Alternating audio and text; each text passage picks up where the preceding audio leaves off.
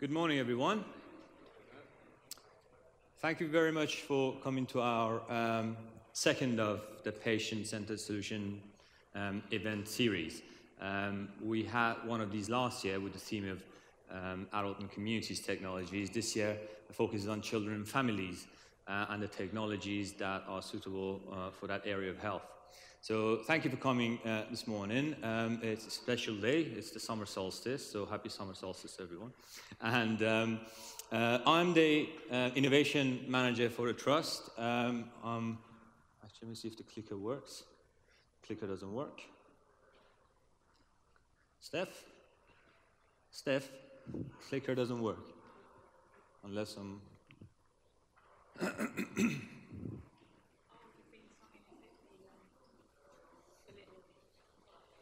There you go. Oh. So, yeah, I'm the innovation manager, the guy who does things differently, or tries to do things differently. And then I've been working for the Trust for the past 4 years. I'm a clinical scientist by background in the design of medical electronic instrumentation and physiological measurements. So technology is very close to my heart. So, the plan for the day. It's me first, and no, there are no fire drills, but I've been told that if you hear the buzzers, you either go out through the doors over there, being shown by my colleague over there, or there's another set of doors just behind this wall, and the assembly point is at the front of the building. And after my talk, we've got two very special guests. Jibril, one of our patients with his father, he's here to show us how he uses novel technology to have a positive impact on his life and on his health. After Jibril, we're going to have company talks, 5 minutes each and 5 minutes only. And we're going to be strict with the time schedule because we've got 17 companies to talk, so we can't have any slippages. So you'll be seeing me showing these signs at you when you're giving talks. Halfway through and 1 minute left. Then we'll have a break at 10:30 and some networking. Some of the companies have got stands around the room. Please go and talk to them. Following that, there's going to be more company talks, and again, 5 minutes each. And at the end, there's going to be some closing remarks by Dr. Thursfield, the Research and Innovation Director in the Trust. And there's going to be some lunch and more networking. All right? So, please tweet away. This is the Twitter handle for our event, Patient-Centered Solutions 2018. And do mention Birmingham Community Healthcare in your tweets as well. And you can see that I started the first tweet of the day. So, what happened this time last year? We had, I think, another 17 companies again. Gave presentations last year. Excuse the low resolution of the photos. This is, I think, a 100 megabyte presentation now, so I've had to keep the resolution of the photos as low as possible. So we had quite a few companies presenting, and there's lots of tweets about it. The Twitter handle of that one was, how do you point? Well, PCS 2017, underscore 2017, if you want to check it out. And also, if you go on YouTube and search for Birmingham Community Healthcare Patient-Centered Solutions, the link of the whole event is on YouTube if you want to watch it. So, what happened as a result of the event last year was that we connected the companies with our staff, and there was a lot of presentations. Brain in Hand, a company that does an app with reminders for patients with cognitive abilities. We had Kinesis, a company that does quantifies the risk of fall using technology. Speak Happy app, it's an app for staff feedback. Move It or Lose It, they do movement exercises using their app. And Membrica, again, another reminder app. Focus Game, and so many others. And out of all these companies who made presentations, I'm pleased to say that we've managed to take a few of these forward with the Trust. We've now commissioned Brain in Hand and Speak Happy app for trials in the Trust. With Kinesis, we're setting up an evaluation. With Focus Games, we've co-developed one of the games that was designed by one of our staff members. So lots of activity has happened as a result of the event last year. I also wanted to mention the recent launch of our Baby Check app in the House of Parliament on 12th of June with the support of a few Birmingham MPs. This is an app that was, the idea of it came from Carol Johnson Chapman, the lady in the middle, who's one of our health visitors, who turned this very established Baby Check test into an app with the support of the Trust and the Research and Innovation team. So this was officially launched in the House of Parliament less than 2 weeks ago.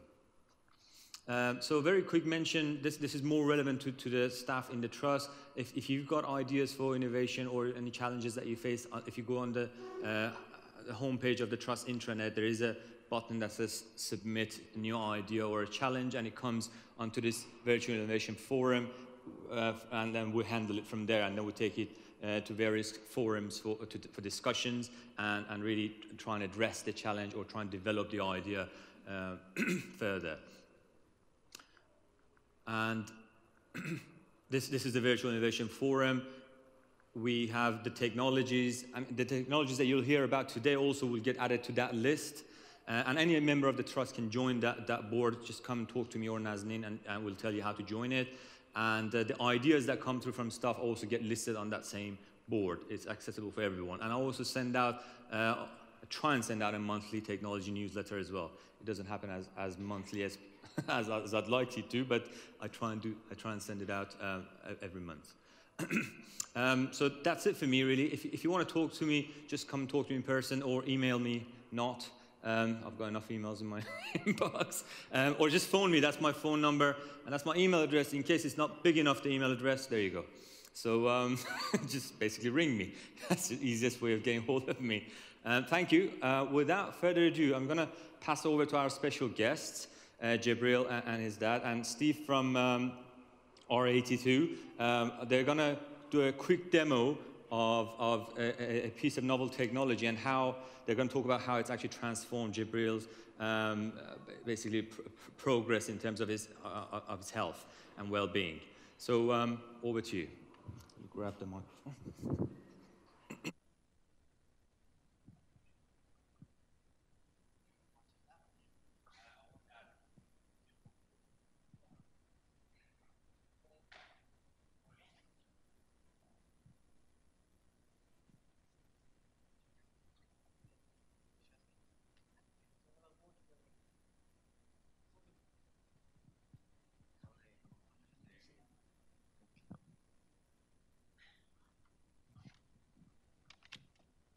So this stand is called the Meerkat. It's been developed by us over the last 7.5 years in conjunction with the Movement Centre by one of our RMD, John Prater. The design is to have chains of support for the children, so feet, knees, hips, and auxiliary if need be. The principle of it is to challenge children and for them to learn through movement. Well done, Jibril, you're doing really well.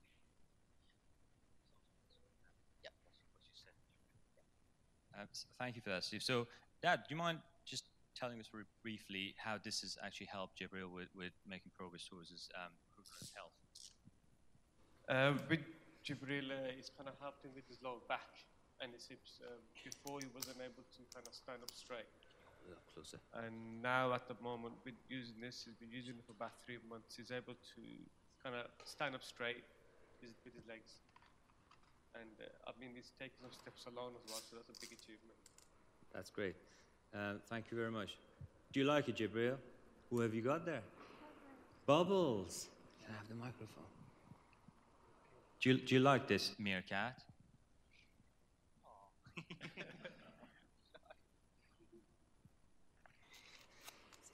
So essentially, we thought nothing will have a greater impact than actually seeing the technology in action. That's ultimately why we're all in it, in this business, trying to see the impact of what we do and the use of technology for the improvement of patient health, really.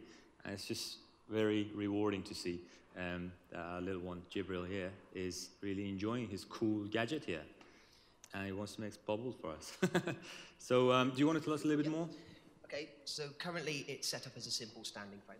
So an upright stander, the chain of support is feet, knees, and hips. With some children, it can come up to the axilla, and then what we do is lower the chain of support to then develop above that chain of support. So it depends, each physiotherapist and each child's goals are different and depends on their ability. GMSE level 1 to 4 is what we're looking at. It doesn't necessarily have to be children with cerebral palsy. It could be other conditions whereby global developmental delay or children that have weak core to help them develop that core. The key difference with this simple stander is that we add instability. It's a rocker. So we put the rocker underneath, which creates instability, which encourages the children to create stability, because children learn through movement.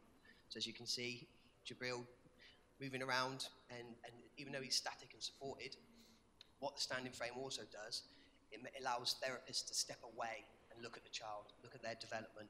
And normally this type of therapy would be 3 or 4 therapists or TAs holding the child and keeping them stable while trying to maintain a symmetrical posture and getting the children to move and activate. Dad's going to pop the rocker in now, so it can be added in while Jibril's in the standing frame.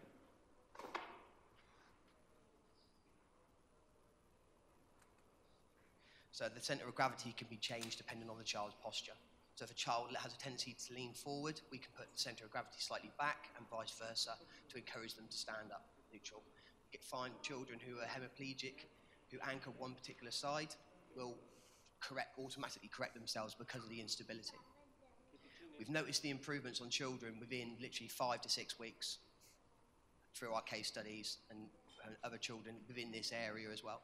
So it's having a massive impact on children's core potential sitting balance, sitting and walking without any aids. So it's an early intervention item, an early intervention therapy process, because the children get the maximum benefit clinically from 1 year to 5 years. That's where you see the vast amount of improvement.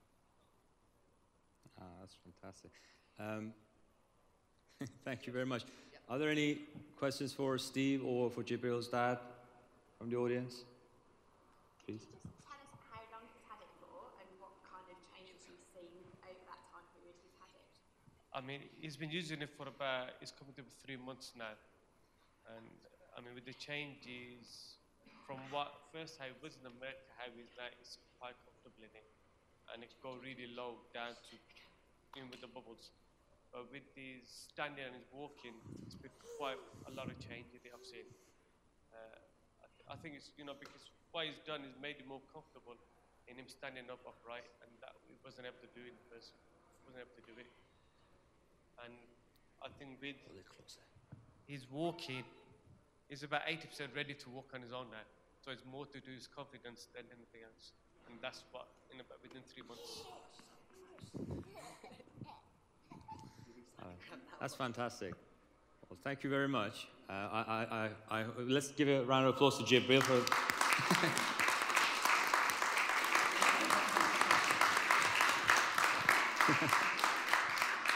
Oh, well done. You're doing so well. Thanks. So, thank you, Dad. Thank you, Jibril, and thank you, Steve. It's wonderful to watch this. It's so rewarding.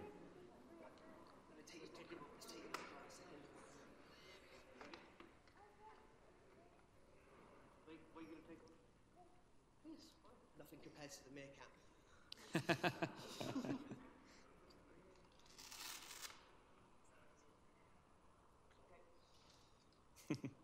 You ready? Put your legs.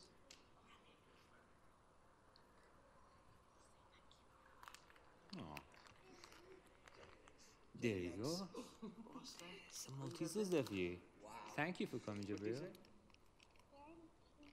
You're welcome. That's excellent. Thank you very much, Steve. Thank you.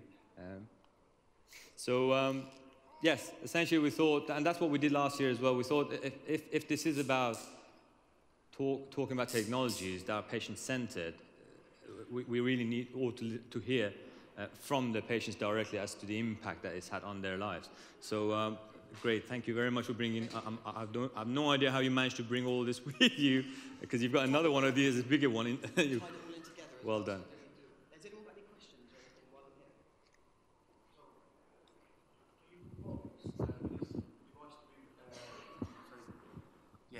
propose this device to be built for each individual's needs? Because I'm just thinking, as it's rocking, what about an older child or young person? Sorry, yes. The Meerkat, it comes in a generic, so this is a size 1, and it's a size 1 stem. And then there's different accessories. So the accessories can be adjusted to accommodate different children's sizes, widths, because they all come in different sizes. We've also got a size 2 Meerkat, which I've got with me. And if someone's brave enough, they could possibly go in there and have a try of it themselves, because it can go up to adult size. So the size 2 Meerkat with a size 3 stem will fit someone who's 5'11". So even though it's an early intervention product, we are using it with older children who might have type hip flexors, hamstrings, who are walking in a more crouched position just to try and get them up and more engaged and develop their core strength and strength in their lower limbs. Even though the children are supported in the knees, feet, and hips, we're getting research produced from Denmark, because that's where our head offices are for R82, to prove that there is eccentric and concentric muscle stimulation in the lower limbs. So obviously the evidence shows that there's improving gait, which means that there's an improvement, that the instability is also working the lower legs, and you can see active engagement in quads and hamstrings and calves. So the answer to your question, it can be used for children from 1 year up to adult. Thank you, Steve. So I think in order to be fair to all the companies, I'm going to move on to the next talk. Thank you, Steve. Thank you very much. So next presentation of the day is from Damibu. If I could ask you to come forward, please.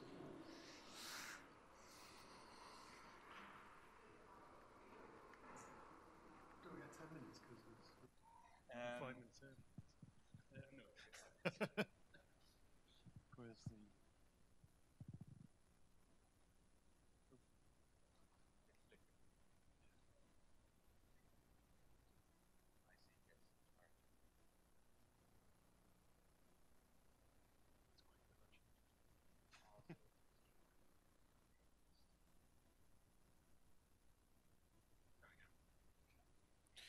Morning, everybody. My name's Dave Burrows from Damibu. We develop Catch, Common Approach to Children's Health. Catch is targeted to parents with children aged between 0 and 5, and it encourages them to produce self-care at home rather than to use NHS services. This is because some parents lack confidence in health self-care, and also it addresses the information overload. Like if you give a book to a parent, then a lot of that stuff in the book won't be applicable to them with a newborn. It might be for 1 year old or something like that. It's working very well. It's been going for about 2 years. We've done user surveys, and the details are on the screen. Generally, everybody's really happy with it. They feel more confident to self-care at home. They're recommending it to their friends and family. And particularly, it started off with a review of Macclesfield Hospital A&E services and people coming into that. So we were given a task to reduce A&E figures, particularly for coded attendances towards guidance and no further action. So basically, parents turning up with nappy rash or something they could have managed at home. And in this case, they've seen a 28% drop. And we've just done this year's figures. That's, 14, 15. We've just done this figure, and they've dropped a bit more as well. So it's probably, I think it's about 33% drop pre-Catch to what Catch is. So what is it? So it's two sides of it. The parents see it as a mobile app that delivers health information to them. The difference being is that it also delivers local support group information. So a parent might look up, say, breastfeeding problems, and at the bottom it'll say, do you want help with this? And when they click on that, it'll say, oh, there's a breastfeeding class around the corner, or go and see this person in your region. It also delivers this information, health information, support information, based off the child's age. So that idea of information overload is mitigated by the parents, the app basically not waiting for the parents to come for the information. So we deliver information on vaccines, on certain triggered events towards the season, and also towards life events in the baby's life. It's also IG compliant. All the events are triggered from information held on the app, so nothing's stored in the cloud. So it's delivered, the other side of it is the content aggregation side. It's delivered as a service to a CCG, LA, but basically a region. Where it is at the moment is we're in Cheshire and Merseyside. We're commissioned for the whole of Cheshire and Merseyside SDP. We're in 7 regions. Some of those regions are led by the local authority with the CCG coming behind them. Some of them are CCG, some of them are trust-led. And generally what we do is we go into a region and talk to everybody to do with anything to do with parents. And so we talk to the midwives, the health visitors, the public health people, and we go, what information do you want your parents to see? They normally give us a list, as long as you're on, of websites and leaflets. We do all the managing of that information, take that information and deliver it to their version of the app. Although everybody shares the app, when you download it, it says, where do you live? Right, you are getting information from this region. So we manage the update of that information. We manage the marketing. We do the health promotion to anywhere. People can say, can you turn up to this event? And we'll turn up and talk to parents about the app. And generally, it's a very easy in process, and it's a very customizable process as well. So as I said, where we're up to at the moment is we are commissioned, started in Cheshire East, up northwest. We then got commissioned by Haltern. Then the SDP saw us, so they said, well, can we just have this for the whole region? We're halfway through the deployment of that. We're in 7 CCGs and regions in there. We're, I'll say, commissioned for the further 5. We're talking to Bradford and Sheffield and Northeast and around there.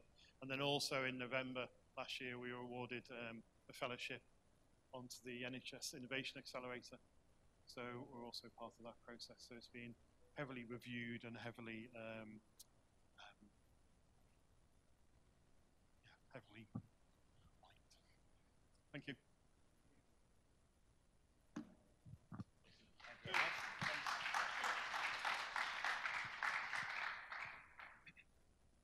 So given the tight time schedule, I'm going to skip questions and keep them for the break times if possible, please. So just feel free to go and find the speakers and ask any questions that you may have. So I'm just going to move on to ADI Limited, if you're in the room, please. So let's see. There we go. There you go. Over to you. Morning.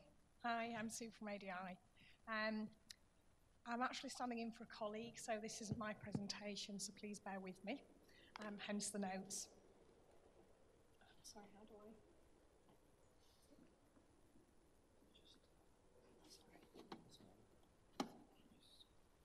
Click that. Right. Click right. So that we know that to develop services that are truly patient-centred, we need to place a service user at the heart of the design and redesign process, and this is what ADI do. To give a brief background into the company, we've been established now for 12 years. We were originally established as an R&D company by Yorkshire Forward. We established a telemedicine service with Airedale. We've won SBRI contracts for PainSense, Meds Companion and the CAM Step Up, and we launched a digital chronic pain pathway which now serves over 6,000 patients. We've recently won a contract for musculoskeletal services in Sheffield, and they serve 47,000 patients a year. So the apps I'm here to talk about are Step Up. Now this is an app that's been developed collaboratively with Liverpool and Leeds Health, Education and Social Care Services and the CAMS service users. And it's been designed to integrate with the CAMS pathway. Now, the key objectives of the app were to give timely access to services, a simple and easy referral process, needed to be young person friendly, give focus on early intervention and prevention, and seamless transitions and integration of services, and of course produce outcome and evaluation data, which it does. The app itself was actually designed by the service users. So what the app enables is for the service to give immediate access of the person to the app, so there's an immediate link with the service. So there's early support for Tier 1 and 2 service needs. Users can goal set, make and store plans for what they need help with, they can record progress, they can complete evidence-based surveys, and the app captures how the user is feeling and how they want to be treated. So this is, I won't go through this step by step, but it's really quite an easy process to actually, for the app to be allocated and for the service user to get started on it. Now, this is a quote from Lydia Burfield, the CAMS Training Coordinator and Family Therapist at Leeds Community Health, and she said that I'm certain that without the app, at least one of my patients would have been hospitalised.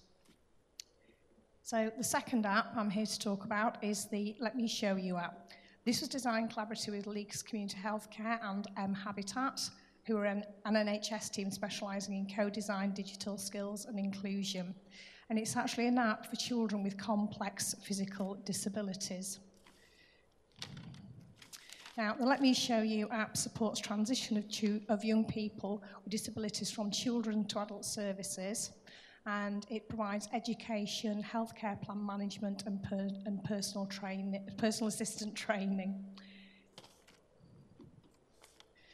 So, young people with complex physical disabilities do often experience a transition that's disjointed. They have little control over the information transfer about the needs, and they face instructing many new people on assisting the participation in daily activities. So the digital solution was explored using this collaborative approach, and we've now got a tool that empowers young people by putting them in control of the healthcare team and daily life.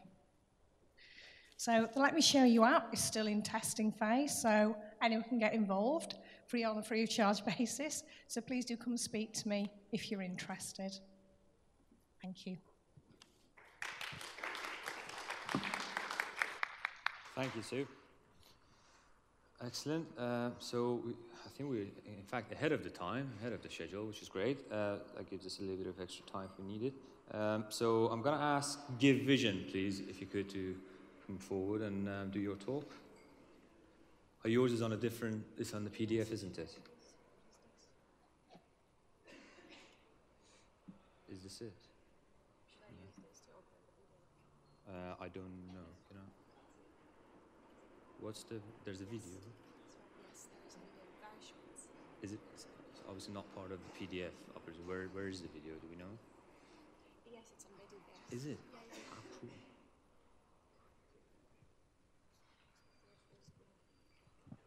Is there a full screen function on this?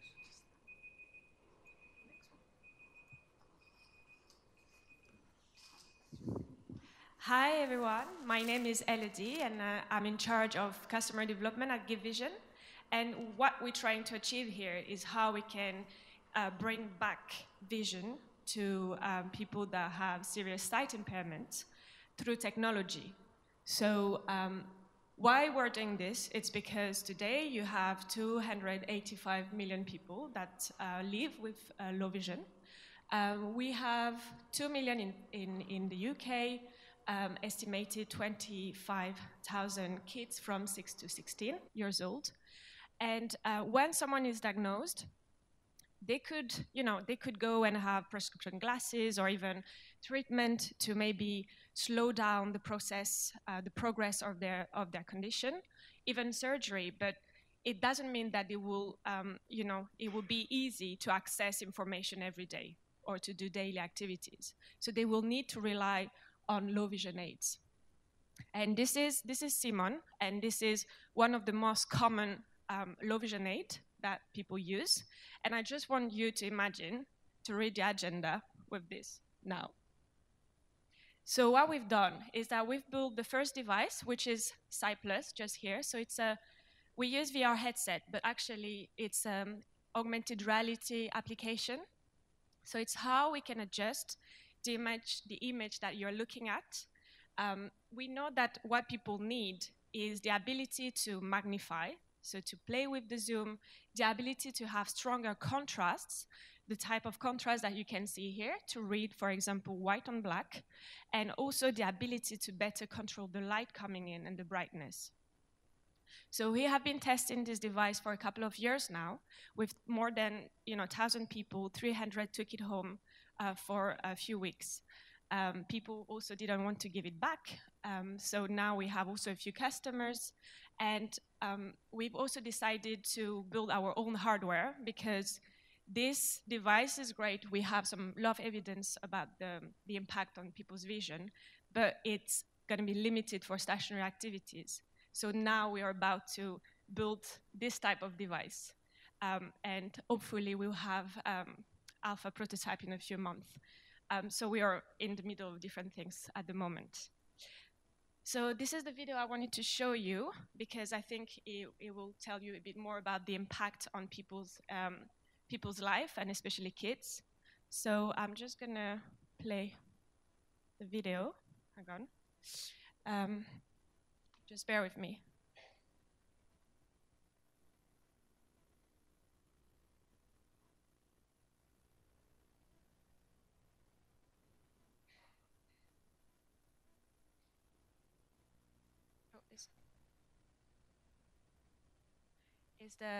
I just need the audio.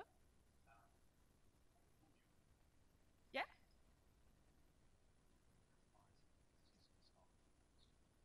All right. Okay. Here we go. Thank you.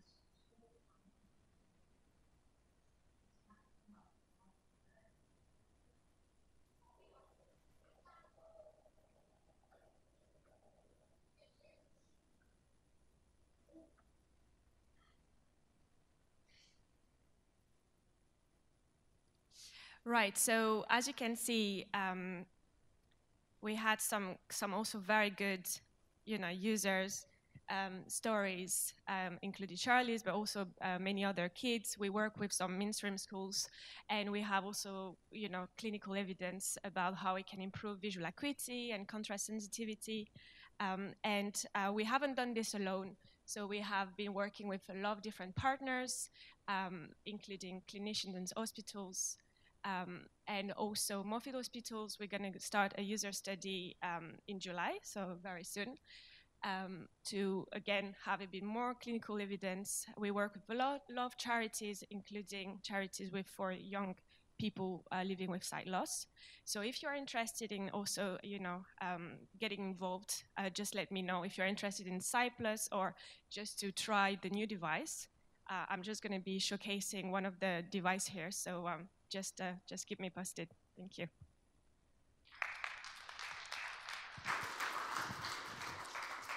Thank you very much. Okay, so let me switch back to the presentation.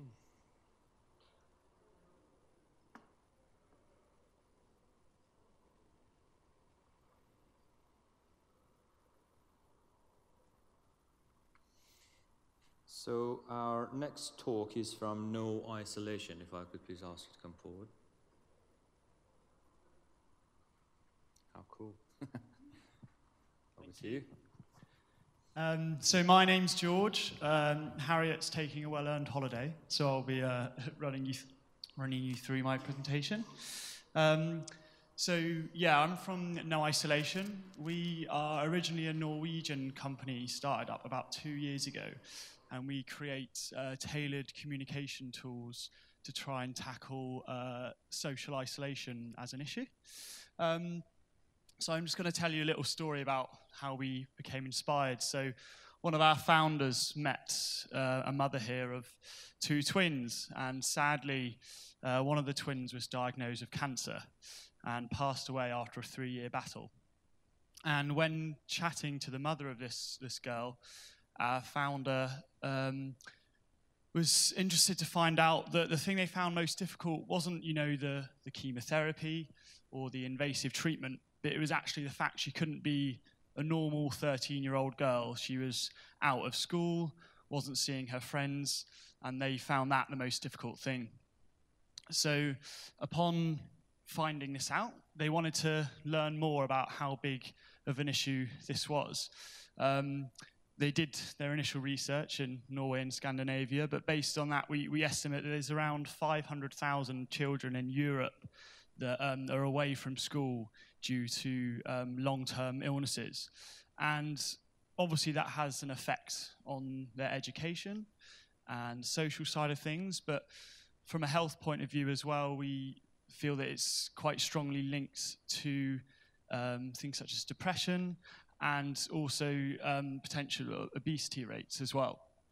So when finding out about this, they wanted to do something about it. And the way we do things when we create our products is speak with the potential users and test and prototype with them. We feel that often these days technology can be adapted to fit someone rather than creating something completely new.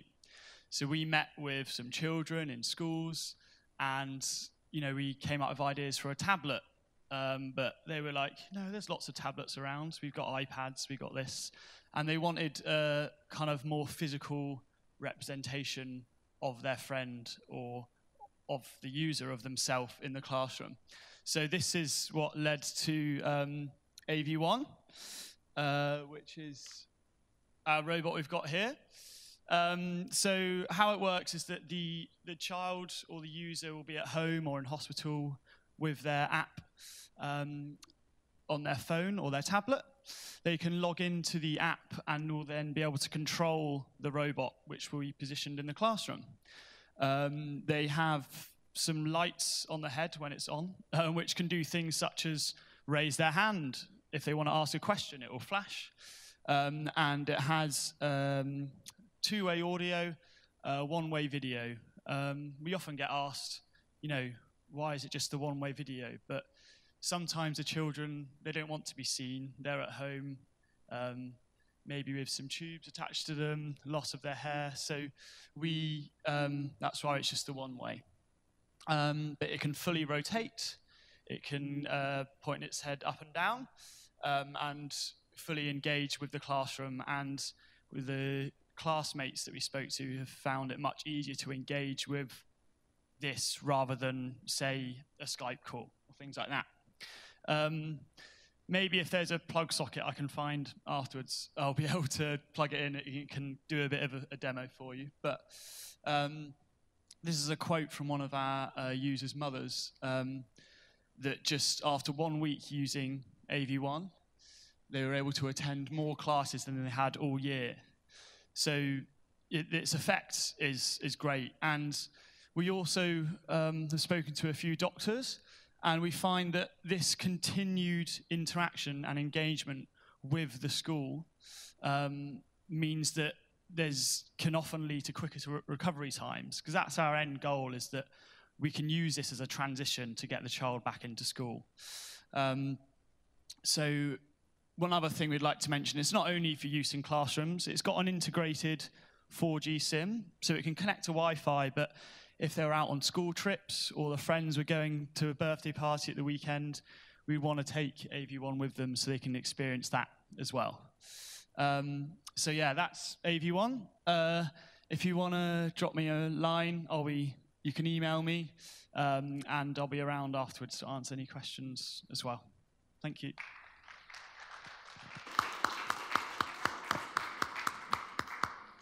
keep it. Thank you, George. Fantastic. Okay, so next presentation on the schedule is AltoGain.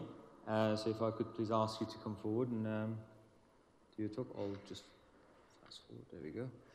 And it's the right button. Yes.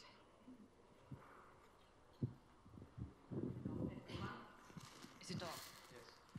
You can hear me. I can hear myself too. So welcome on my behalf as well. And let me first say thank you for the organizers. As a small company, it's really important for us to get in touch with the real people in the real NHS world. Thank you for coming here. My name is Eija Mäkirintala. I'm Doctor in Behavioral Sciences and the CEO of AltoGain. AltoGain is a virtual 3D social game-based environment for collaboration, innovation, and learning. I'm going to be concentrating on young people and mental health. However, we do have different kind of scenarios for different kind of purposes, and in the end of my presentation, I will quickly show you those ones. Let me start by telling you how AltoGain was born. While we were doing face-to-face training and coaching in organization, we realized how challenging it is for people to set aside silos, hierarchies, let alone subconscious biases, to truly collaborate and come up with novel ideas and groundbreaking solutions. So we created AltoGain, where we create a level playing field through anonymity. And the core of this platform is real-time interaction through these 3D characters in an immersive environment. In this room, I think most of us, all of us, we are aware what a huge problem mental health is for the whole society, including young people. And one of them is this feeling isolated and being alone. And what we propose as a social change tool to alleviate this challenge, especially with young people with mental health and mental well-being challenges, is this safe online environment. Let me show you, maybe here. So here you can real time discuss any challenge you like.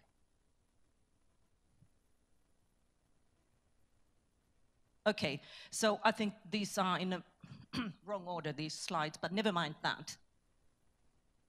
So we have tested this already in Alderhay Children's Hospital in Liverpool.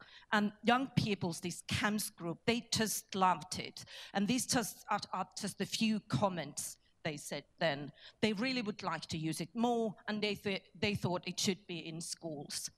And here are some of the ideas and challenges when they wanted to explore the identity of their group. Because in this group, in safe environment, it creates a team feel and encourages creativity.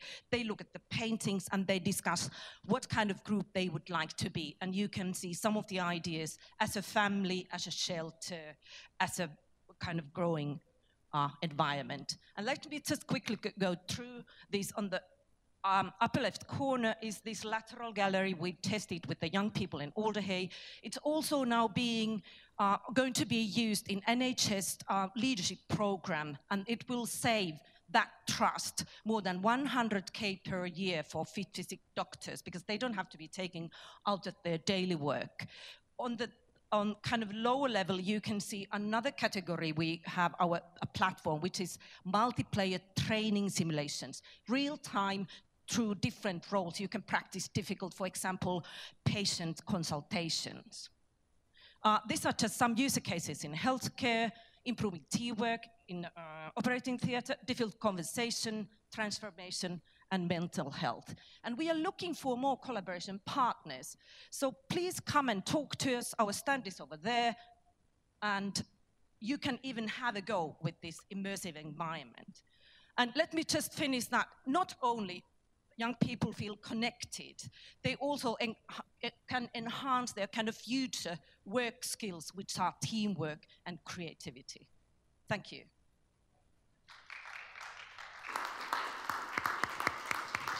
Thank you very much. Excellent. I'm not going to try and pronounce your first name. How do you pronounce it? Eija. Eija, thank you, Eija. One person finally with more difficult name than mine.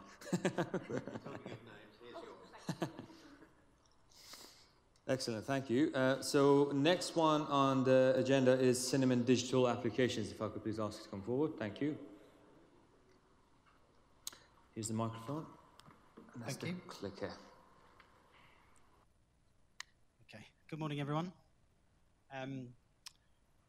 I'm here to talk to you about digitising your immunisation pathway. So, hands up anyone who's actually from the Trust. Can anyone?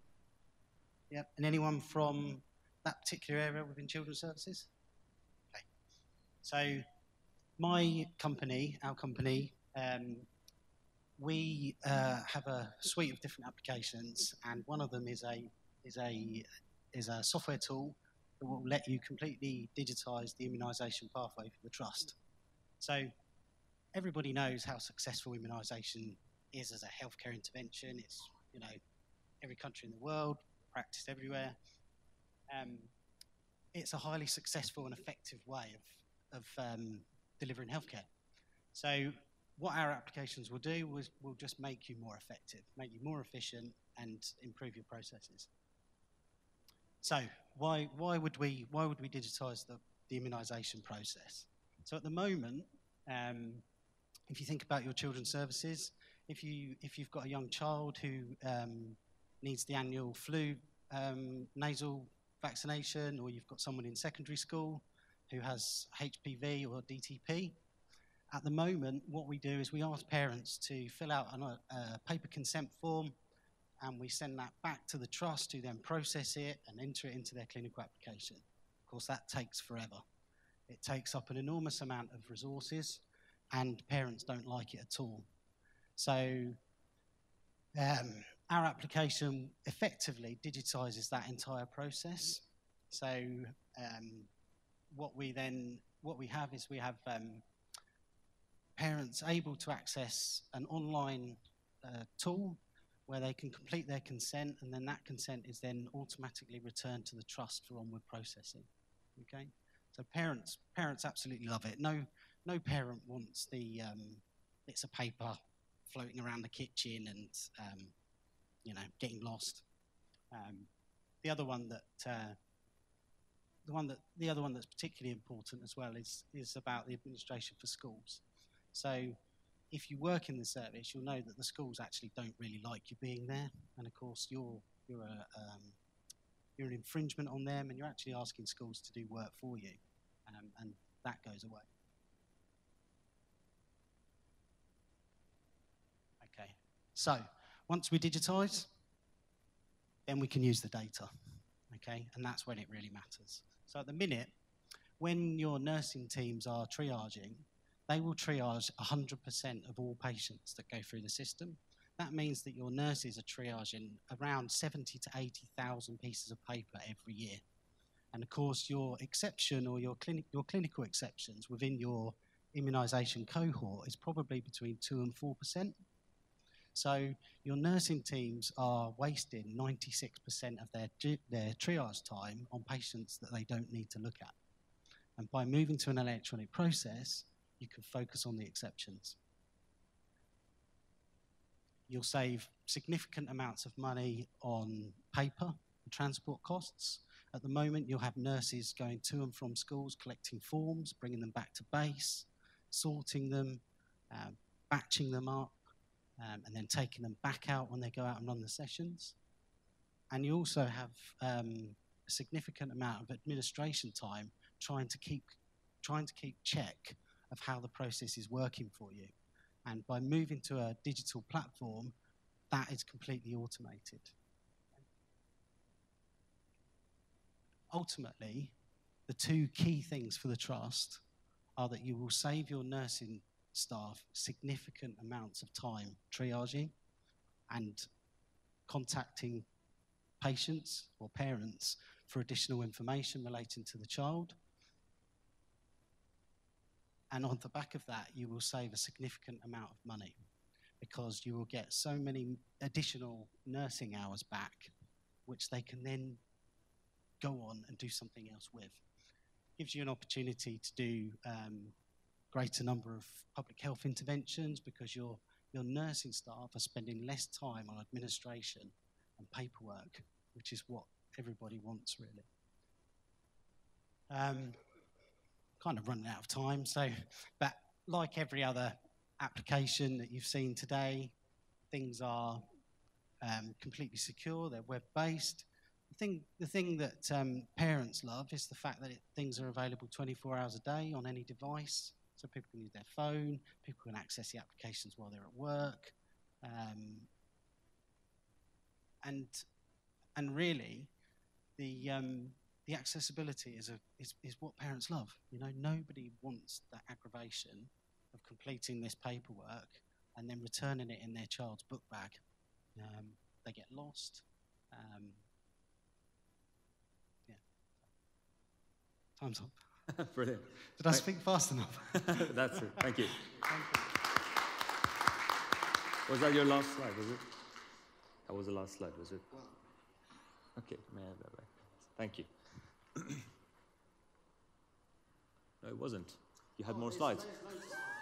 Okay, that's fine. Well, as I said, if anyone's got any questions, please do come speak to the speakers during the breaks, but I do need to stay fair to all the speakers, if that's okay. Thank you. So I'm going to move on to the last presentation of the morning before the break, and that's from Involve Video Consultations. If I could ask you to come forward, please.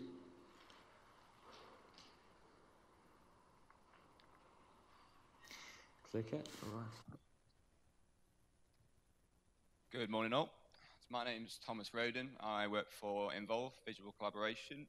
We are, as you can see, an audio-visual company. We have a particular interest in video conferencing and secure video link technologies.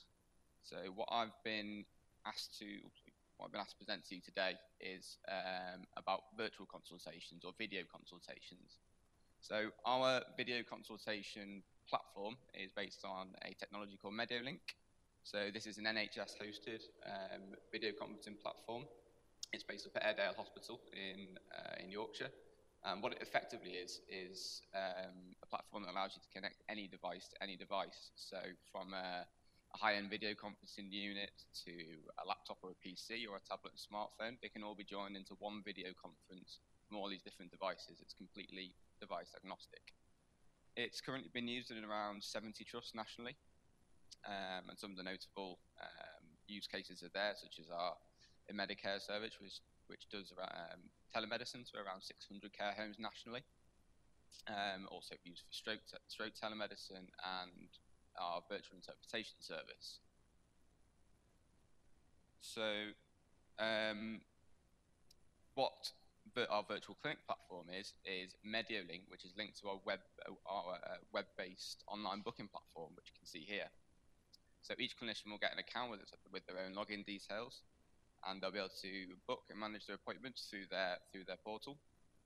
And you can see here, so if you look at your diary, you'll be able to click through onto the appointment for the day, and with 2 clicks of a button, they'll be in the appointment. So there's nothing to fill out, nothing to fill in. All the information is built into the links. To book a new appointment, you can simply click the tab here, and you fill it out just like a normal patient appointment system, date, time, duration, and the only bit of data you need is the email of the patient and the name of the patient. Once you click book, then you'll go a unique virtual meeting room with its own conference ID will be generated, and an email will be sent to the patient. And it will look a little bit like this. We've actually changed it slightly now to make it a bit more self-explanatory, and it will allow the patient to enter the appointment at the time given just simply by clicking the link. So if you go through your browser, you can click through the laptop link. If you want to go through your mobile apps, which we find about 90% of patients are actually doing, you click straight through and it'll take you through to the app into your virtual consultation. We do actually have more slides, but it makes sense, I think, as I've got a stand, that anyone that's interested, I'll actually come and give you a live demonstration of the platform afterwards, and we can go get a coffee. That's fine now.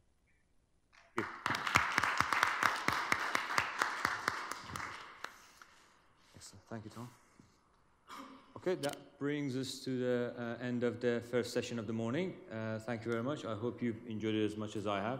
And so there's going to be some tea and coffee and biscuits, I should hope. And we will get back here at 11 o'clock if I could ask everyone to be here on time to restart the second session of the morning. Thank you, everyone.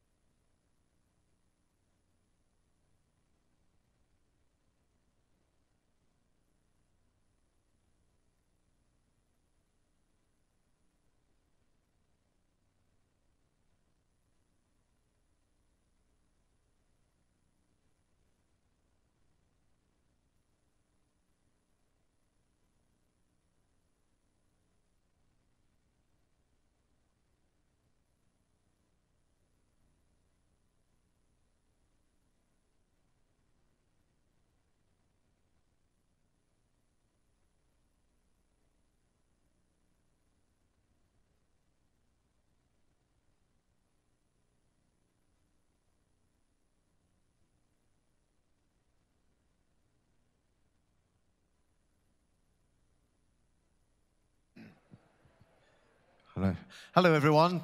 It's very nearly 11 o'clock, so if you'd be kind enough to make your way back, we'll continue in the second session.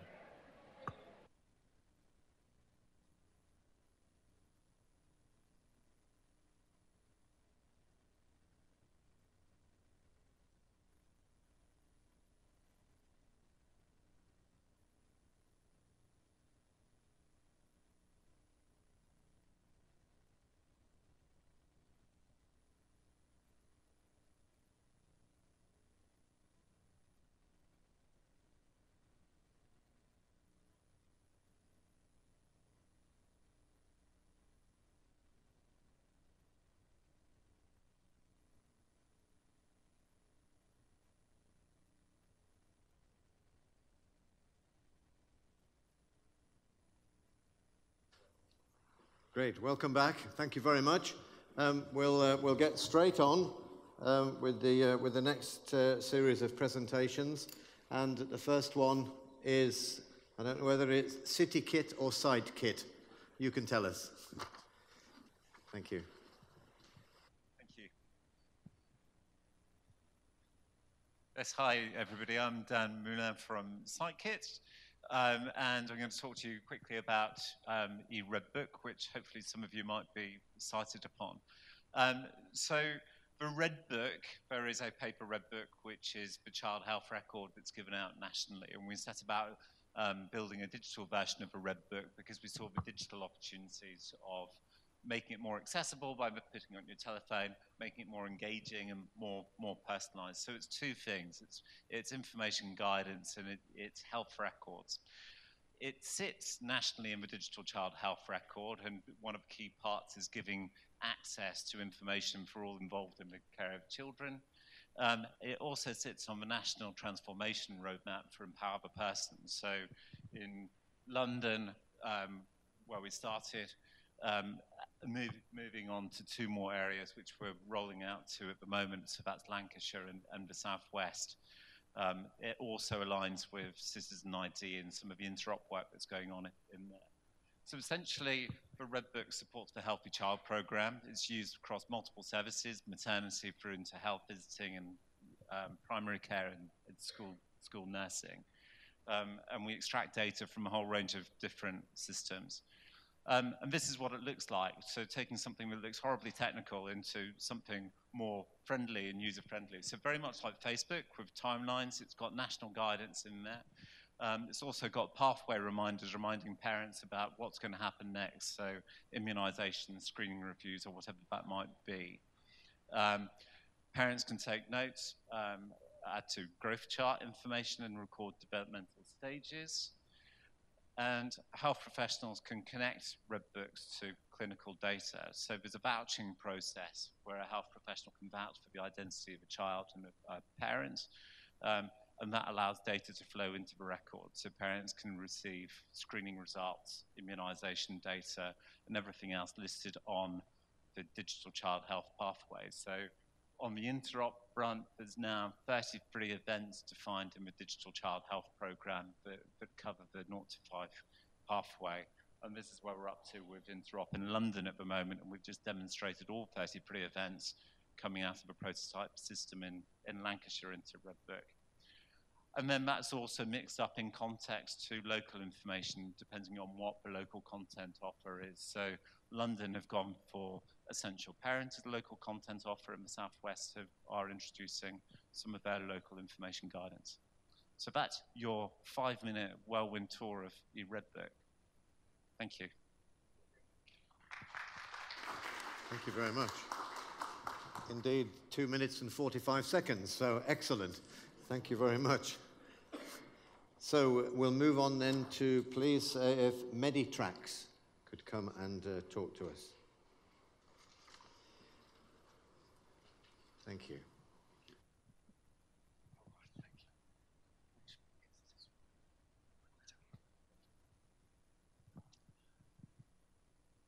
Good morning, everybody. I'm actually John Hopkins from Meditrax, not Rob. Rob's couldn't be here with us today. So INR Buddy is built on the Meditrax platform, and we did it in association with Alder Hey, who I'm sure you all know, and also the Northwest Coast AHSN as a project. INR Buddy was designed to help patients out in the community, children out in the community with congenital heart problems that were on warfarin, and how to get their information back in and out. The issue that we were dealing with was effectively getting the information on a regular basis from home testing into the specialist nurses and back out again. And what generally was happening was that the parents, children, and the clinical team were playing telephone tag, and it could be hours or days before the dosing information was getting back to the patient. So, so we designed a secure patient identification interface based on the Meditrax algorithms that we already have. Made sure that they were obviously secure patient-clinician communication, and we needed to allow the transfer of results and create trending information for the nurses to look at. Specific condition information, so educational information available as well to the parents and children about the condition that they had. And that was not just INR or anti-coag or coagulation issues, it was also the congenital heart issues that the patient had as well.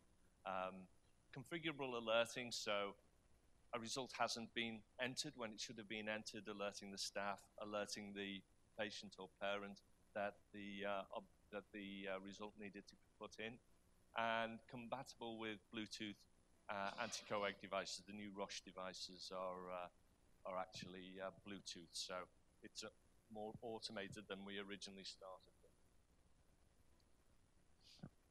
So we can see one of the screens. It's a very simple design, very easy to use. So simple data entry, there's a slide, plus and minus, and you confirm your INR reading, and that automatically goes off and confirms it's been sent through to the clinical team. So it means that they can do it anytime and send it in. They're not having to link to a telephone. They don't need to phone it in or leave it on answer machines, and the staff know when new data has come in for that patient. Integral patient survey, so we can put any questionnaires we want on there. Is the patient well? Has the patient been ill? Have they not taken any doses, etc.? Interoperability with legacy systems. So in this case, it was designed to send into the Meditech system to create the full EPR, but it's an open API. It can go into any system that you want it to. If the facilities are there at the other end, and it's always a question, real-time video consultations, so if you need to, and the facilities are there at the other end, you can actually video conference with your clinical support team and ask questions. It's multi-platform compatibility, so it can sit on anything. The original project was controlled on a tablet device, but we've since moved it across into a multi-platform to sit on a smartphone. So it's a bring your own device development. So when you send it in, it confirms that the dosage has been sent. The alerts are configurable, and you can send messages to the patient, and the patient can send messages through to the clinical team as well. Audio-visual education, so we can put standard educational information within the application as well, and we can also put video education in there as well, of how to safely and take a blood sample, making sure it's sterile, that the devices are cleaned properly, etc. So we can put all of that information in. If it's a member of staff who is taking the system out, we can do multiple patient recording within the community, so it can sit on a device which is used by the nursing team. We can support multiple languages, and it also, one of the issues that they had was knowing when machines needed recalibration. The system automatically tracks that and produces a report for the clinical team for them to call in patients. Information, trends, graphs, dashboards, missed submission alerts, recalibration report dates, and we can export reports to any type of data warehousing that you need. And as I said, INR Buddy is part of the Meditrax platform, and we can see a number of things that we actually do within this platform here. Okay. Thank you very much.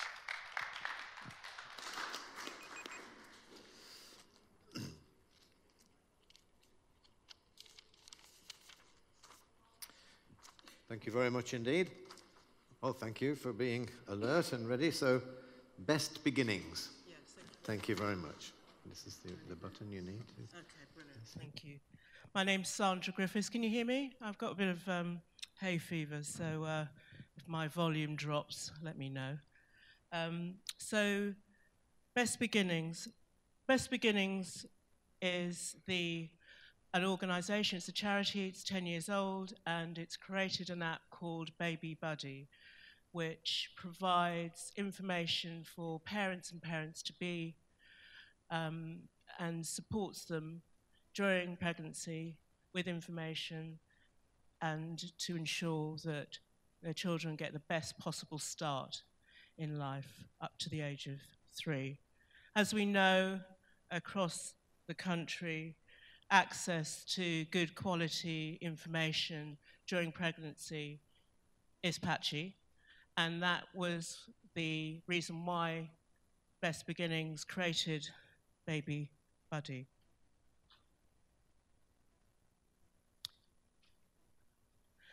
So, Baby Buddy is an app, and it contains a range of information.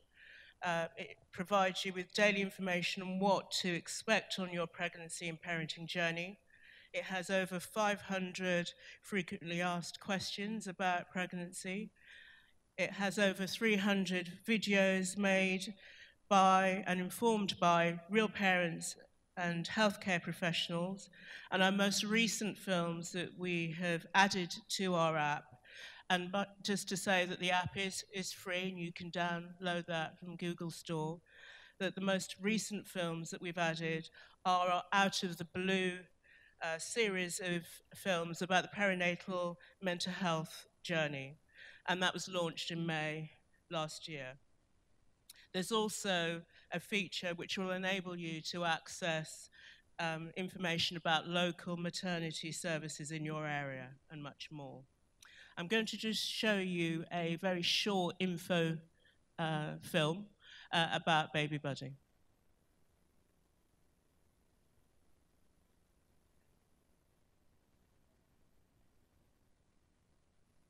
Can you hear the? Right?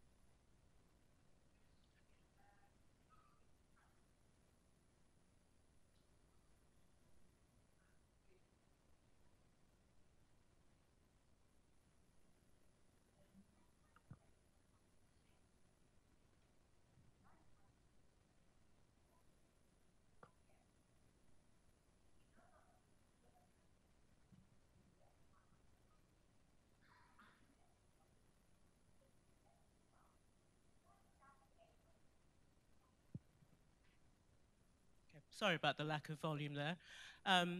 So Baby Buddy, the information within it has been endorsed by a number of organisations that you can see on the screen, including the Department of Health and Royal College of Paediatricians and Child Health. The app is used by over 2 million people, parents-to-be, as well as health professionals. And from this data, you can see the breakdown of the people who are using it. Obviously, a significant number of app users are mums, but we also have dads and health professionals.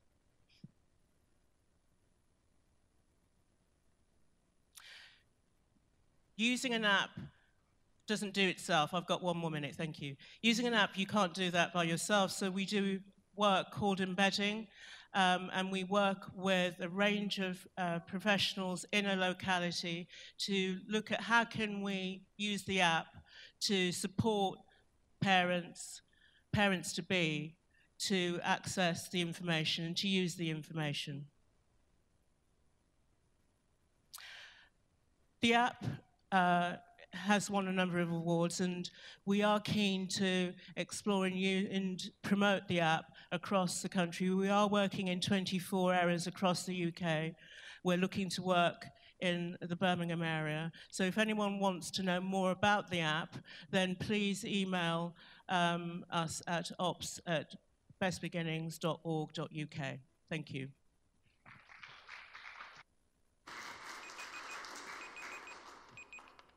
Thank you very much indeed. So, ISENSYS, is that not right? Oh no, B13 Technologies, I beg your pardon. There you go. Yeah. The right hand, the right.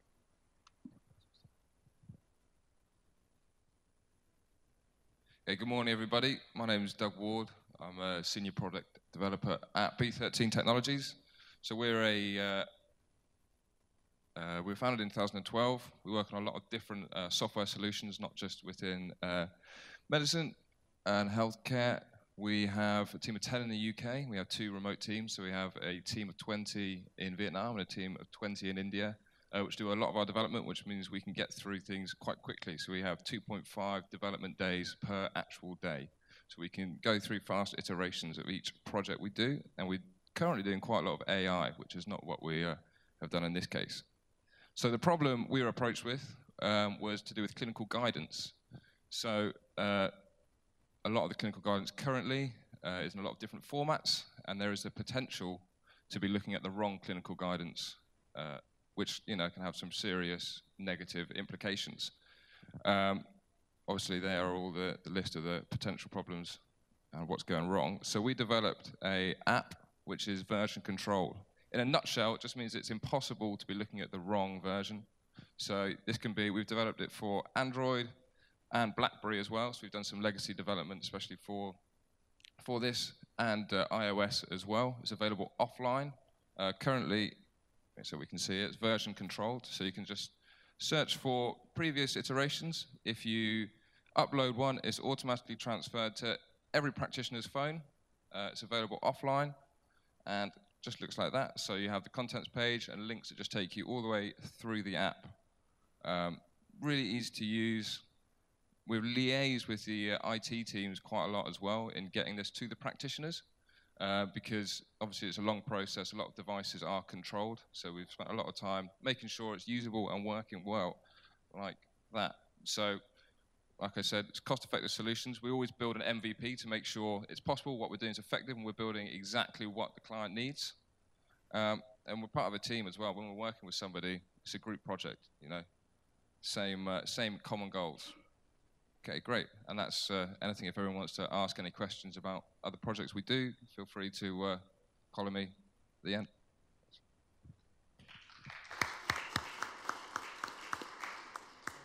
I just wanted to say a couple of words about this. So we knew Doug and his team from the earlier days of having worked with SMEs in the region, and there was this need from the Children and Families Division to develop an app for this clinical handbook using Children and Families Division, and because of and this is one of the functions that we offer basically to the members of the staff in the trust. If there is a need for an app to be developed, we know developers like Doug and his team and others that we go to several of them and get quotes and then move on to the development phase. And this is an example of that. So this clinical handbook is now being turned into an app that's going to be available for all staff in the trust to use. Thank you, Doug. Okay. Thank you very much. And now we come to ISENSYS. Thank you very much.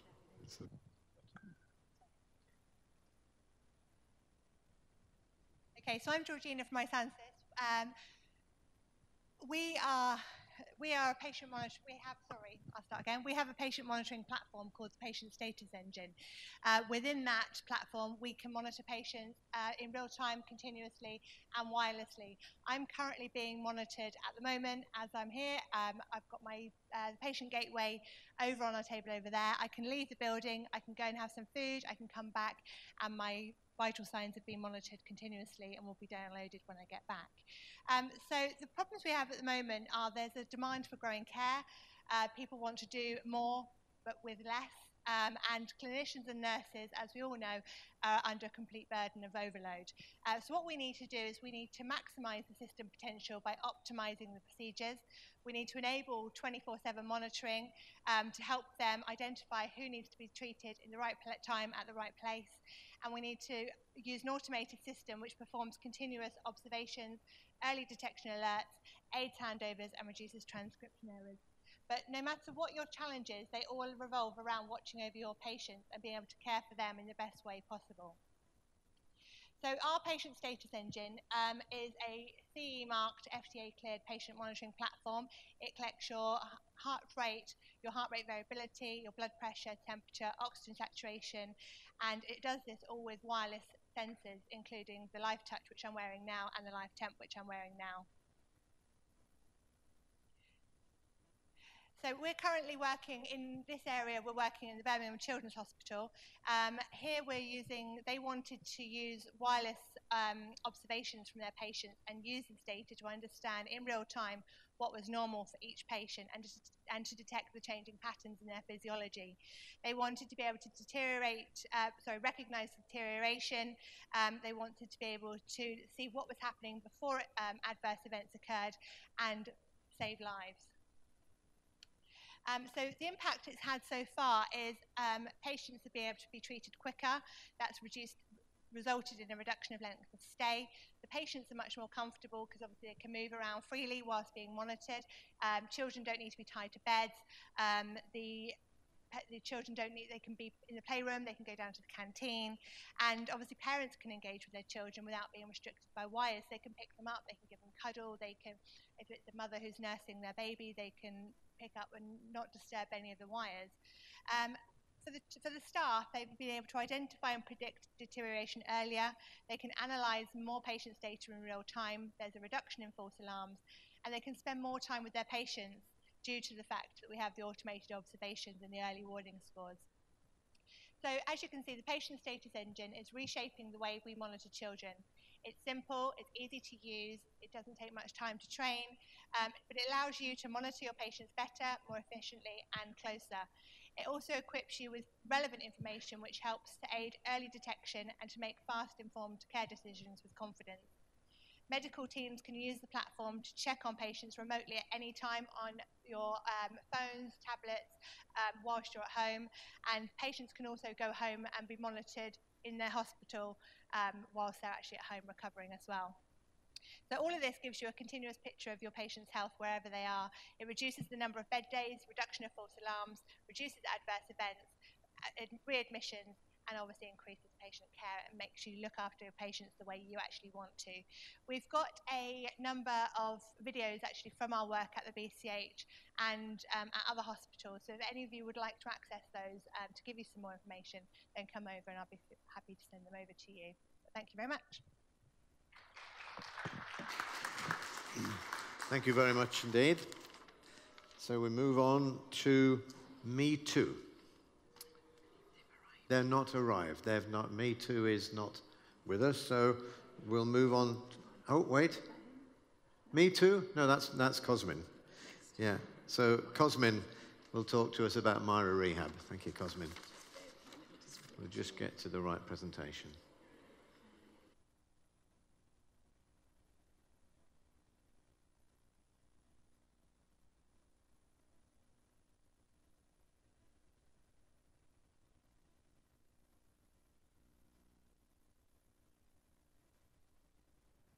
Thank you very much. Hello, everyone. I'm Cosmin. I'm CEO and co-founder at Myra Rehab, where our mission is to motivate people to get better in a faster, easy, and fun way. And for that matter, we've developed an application called Myra to turn physical and cognitive exercise into video games, such that patients have a much better time following their treatment. It asks patients to complete the recommended movements to progress through each game level, and as a result, patients are playing when actually they're improving their conditions. Recognizing that each patient is different and requires careful planning, we built Myra as a tool for the specialists to allow the therapists to customize Myra according to the patient's needs. It's registered as a Class 1 medical device and can be set up in clinical environments where patients attend their regular treatment sessions, as well as at home where patients can be remotely monitored by their therapists. The system is used in over 70 institutions worldwide, with the patients ranging in age between 3 to 102 years old. And this comes back to what I was mentioning earlier, that it's designed as a tool for the therapists. So our clients, our users, decide how best to set it up according to their patients. But as you can imagine, when we started, everyone was saying, oh, video games, this will only work with children. And in actual fact, most of our patients today are children. But we've also done a lot of work with adults and older people, as we actually had a major trial with the University of Manchester showing how Myra can help prevent falls. As some of you might know, falls being the leading cause of accidental death among older people. I'm not sure why welcome keeps appearing there. That's not from the slides. So as I mentioned, it's used in a it's used with all sorts of patients of all ages, and for that matter, for different type of conditions as well. Be it MSK, neurological, it's being used in inpatients, outpatient settings, sports school, care homes. We even have Epson and St. Helier is using it in a critical care unit with patients in bed. But in terms of the pediatric settings, with Royal National Orthopedic Hospital, they started by using it for shoulder instability in adolescents, and they're now expanding it to pediatrics and adults rehabilitation. Guy's and St. Thomas's started using it for adults neurorehabilitation, and then Evelina London said they wanted to use it for their pediatric neurorehabilitation, while now they're expanding it both to MSK and their newly formed pediatric rheumatology ward. Chelsea and Westminster also subscribed to the system not long ago, wanting to use it for neurological pediatric rehabilitation, and they're also thinking about expanding it in their burns victims ward. And one of our most recent clients, Great Ormond Street, just acquired the system. They're going to use it in their physiotherapy, normal physiotherapy gym, but also in their neuro-oncology department, with the potential of doing a service transformation project to have the system being used over the weekend when patients don't really get access to therapy, so that ideally they would have some sort of treatment in those days that they don't. Besides the NHS, we have a few other institutions working in the private sector, so National Star College, working with young adults with cerebral palsy and acquired brain injuries, or Millfield School, one of the top sports schools in the UK, using it for their normal physiotherapy. And the point of all this is just to show the different ways in which the system can be taken advantage of. But to come a bit more locally, we're very happy to be working with Birmingham Community Healthcare and Sussex Community NHS Foundation Trust on an NIHR-funded project to increase physical activity in children with long-term physical disabilities using a personalized gaming system. And through the project, we're adapting the system, making it more accessible for children and people that need exercise. And that's about it from my end. I'm more than happy to answer any questions or network in the lunch break. Thank you very much. Thank you very much. Thank you, Cosmin. Yeah, I'd like to also emphasize that this is another example of what Hamid was saying earlier about how we are seeking to work with SMEs in collaboration. We're collaborating with Myra to take what they've got and make it applicable into a different environment, and soon we'll be able to tell you more about the detail of that. So let's move on now to, please, Dignio. Is that going to be the next presentation?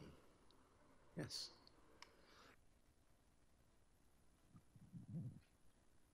Thank you. Which is next? Good morning, everybody. My name is Ken Garner. I'm the CEO of Dignio Limited. We're the UK subsidiary of Dignio in Norway.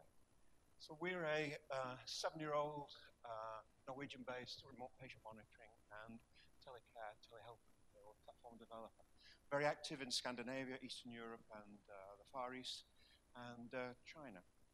We recently opened our UK office recently opened our UK office. We're on the Birmingham University Research Park in Edgbaston. So what do we do? It's in two parts: a patient-facing lockdown iPad, which connects to a whole series of Bluetooth-enabled vital signs monitoring devices, increasingly moving towards wearable, disposable, multifunction patches, and home-based biomarker testing. And the idea is that we try to replicate in the patient's home the monitoring that they would receive in a non-acute ward, so that they can be discharged from hospital on time and monitored remotely. So we have a whole range of devices, remotely configurable pill dispensers, weighing scales, spirometers, thermometers, and blood pressure monitors. We're increasingly moving towards disposable devices and also to home-based biomarker testing. The idea is that we collect all this data, stream it into the cloud-based platform where it's stratified, and then presented as a holistic view of the patient to a remote-based clinician who can see the patient and can focus on the patients that need action this day, those that are just on a watch list, and the rest of the patients that are okay. So all this data streaming in from thousands of patients, often in real time. In addition to the empirical data that's coming in from the devices, we also have anecdotal data that's coming from the interaction between the remote-based clinician or clinical team and the patient.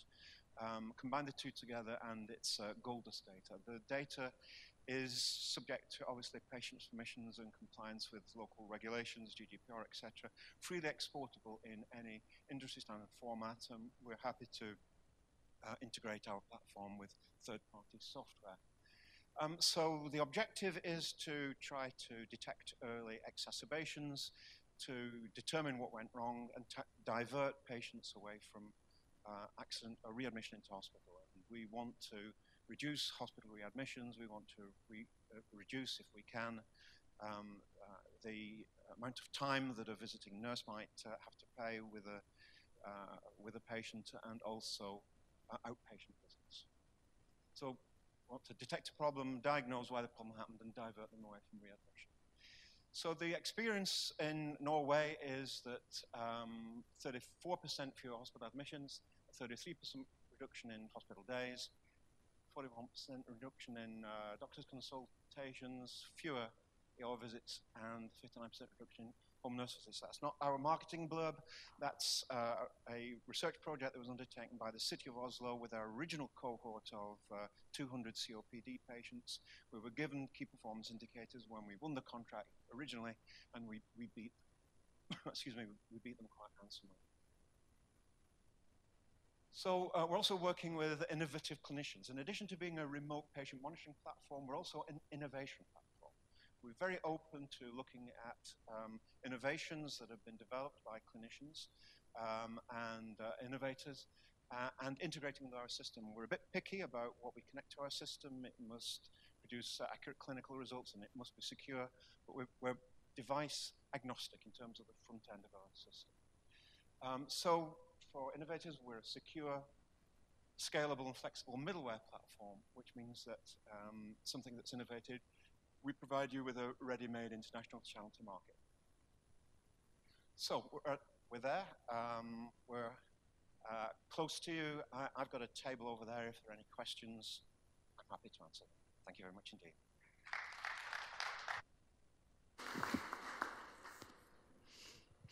So again, I want to quickly mention that this is again another example of collaborations with the SMEs. Yesterday at 11 a.m., 1 hour before the deadline, we pressed submit on a testbed funding application for £1 million.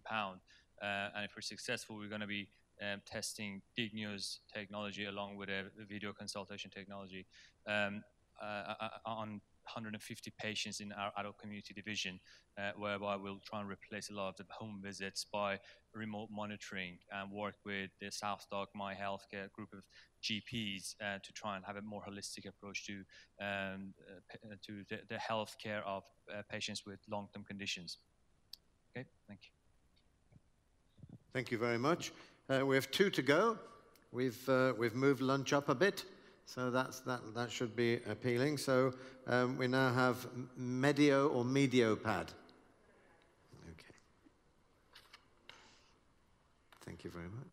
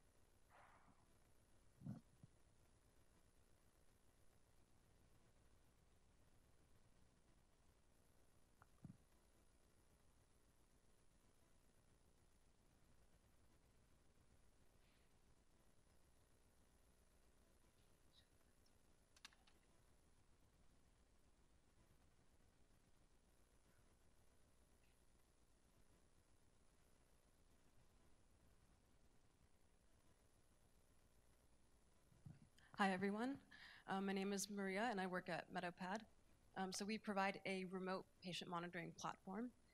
So we're coming here today because we want to work with as many hospital and community healthcare providers as we can.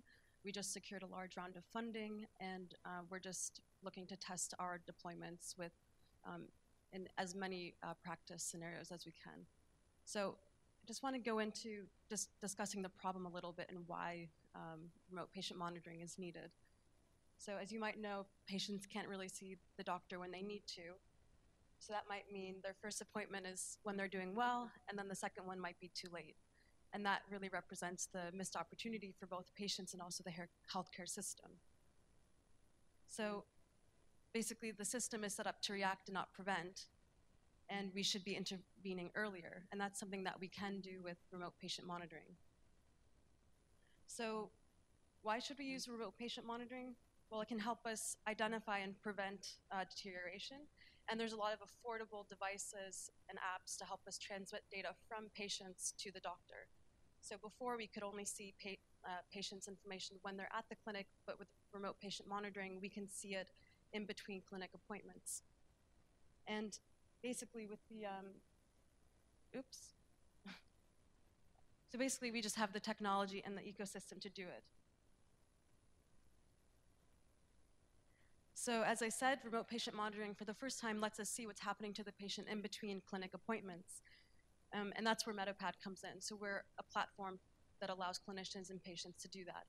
So what the patient gets is a smartphone app, and it's divided into 3 very easy to understand sections. There's a data collection platform where they transmit their own health data through connected devices or self-report.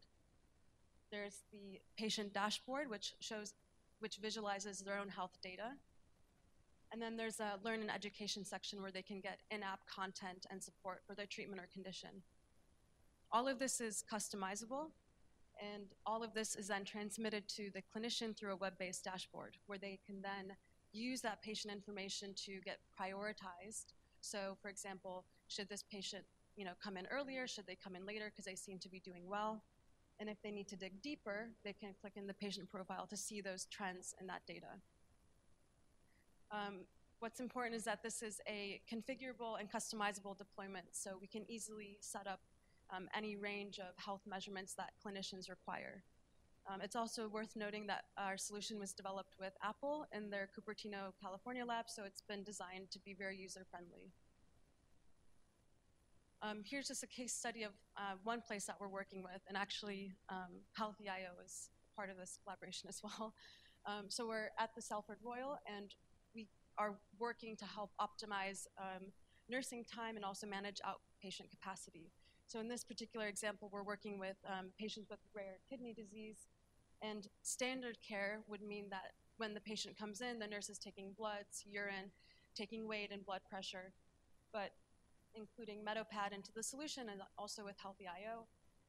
We're doing a 50-patient pilot where patients are provided with Healthy IO urine test kits, which they do at home, blood pressure cuffs to monitor blood pressure at home, and the Metapod app, which allows them to self-report this data, and a place to report the results of their urine tests with Healthy IO. A section to support them with any questions they might have to prevent perhaps unneeded phone calls to the nurse. And taken together, this solution is going to be enabling nurses to save time in clinic because all this, the standard care stuff is now being done by the patient, saving them time. But importantly, by having the clinicians see blood pressure data continuously from patients, they can use that information to be smarter about the frequency of appointments and perhaps reducing unwarranted clinic appointments.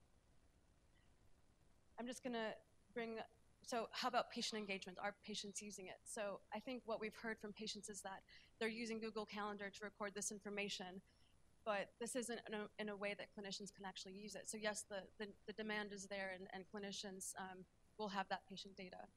I'm going to skip through this next case study and just come to the conclusion that remote patient monitoring can be done very easily in practice because we have very affordable smartphones, we have affordable devices that we can take with us at home, we have affordable at-home testing kits. So the whole ecosystem is there. Patients are willing to participate, and with that, we can really provide an optimal remote patient monitoring experience that can help monitor treatment response, disease progression, and then helping clinicians to not only provide timely care, but also perhaps manage outpatient capacity and optimize clinic appointments. That's Metapod. Thank you very much, and we're definitely looking forward to working with you guys. Thank you.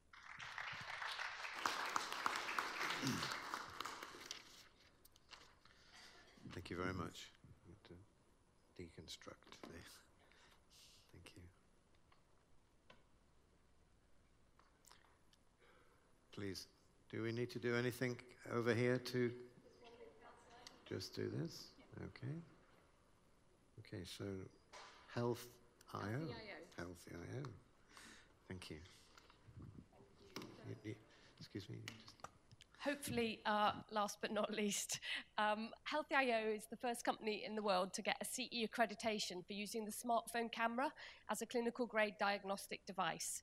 So our first product is digital urine testing.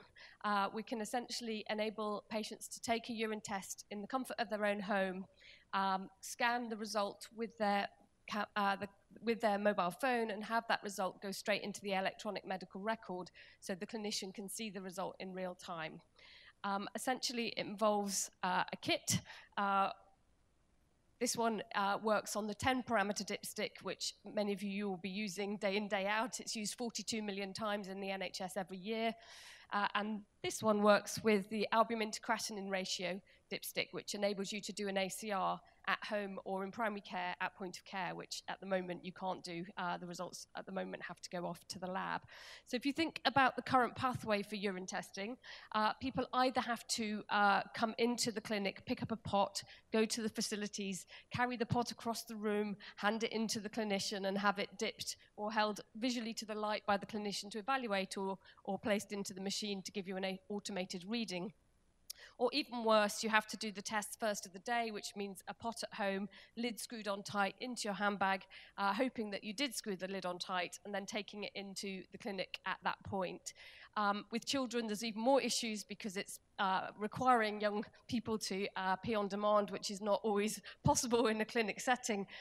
So essentially, the kit that we have has substantial equivalence to the point-of-care automated analyzer. That means the results are the same as you're getting from the machine. It's more accurate than the visual read, even though you've got the patient doing it. But also, you have 99.5% usability. And that's because the kit is accompanied by an app that is downloaded onto your phone, and that takes you step by step through all the processes that you do when you when you undertake the tests. So it avoids all the major points of failure, which is that patients don't dip all 10 parameters, they dip for too long and get a false positive, they read too early and get a false negative, or they read too late. So the app has a step-by-step process. It's been tested on 18 to 80-year-olds, and Mariah set me up very nicely with the Salford example where we've already rolled out with renal patients, and we're finding across the age group that people are really welcoming it and using it very straightforwardly. There are obviously lots of use cases in maternity, particularly around women with high risk of preeclampsia who can measure and monitor their protein at home, but also with urinary tract infection if you're looking at people under 65 who have kind of a revolving door into primary care with their UTI, or potentially people who are currently having their day case episodes cancelled because on the day they're being tested, urine's being tested and their operations are being cancelled because the UTI is present. So we're also working with a number of organisations at this becoming part of digitizing a preoperative assessment pathway. So I'll stop there, having galloped through the product and the use cases, and I'm around for a few minutes before lunch if anybody wants to catch up. Thank you.